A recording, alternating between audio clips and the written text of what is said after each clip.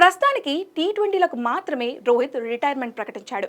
కానీ వచ్చే ఏడాది జూన్లో జరిగే వరల్డ్ టెస్ట్ ఛాంపియన్షిప్ ఫైనల్ అనంతరం అన్ని ఫార్మాట్లకు హిట్మ్యాన్ వీడ్కోలు పలికే అవకాశం కనిపిస్తుంది. ఈ నేపథ్యంలో భవిష్యత్తు కెప్టెన్ సిద్ధం చేసే సమయం ఆరంభమైంది. రోహిత్ కెప్టెన్సీని కొనసాగించేలా వారసుడు ఉండాలి. గత కొన్నేళ్లుగా రోహిత్కు స్టాండ్ బై కెప్టెన్గా హార్దిక్ పాండ్యా ఉన్నాడు. కానీ అతనికే పూర్తి బాధ్యతలు అందిస్తారనే నమ్మకంతో చెప్పలేని పరిస్థితి. గాయాలతో హార్దిక్ జట్టుకు ఎన్నో సందర్భాలలో దూరమయ్యాడు. దీంతో ఈ ఆల్రౌండర్ 3 ఫార్మాట్ల పనిభారాన్ని మోయగలడా అనేది అసలు ప్రశ్న. పనిభారాన్ని తగ్గించే ఉద్దేశంతో ఓ ఫార్మాట్కు హార్దిక్ని విశ్రాంతినిస్తూ మిగిలిన ఫార్మాట్లకు కెప్టెన్సీ బాధ్యతలు అందిస్తే అది స్ప్లిట్ కెప్టెన్సీనే అవుతుంది. ఇది భారత క్రికెట్పై ప్రతికూలత కూడా చూపే అవకాశం ఉంది.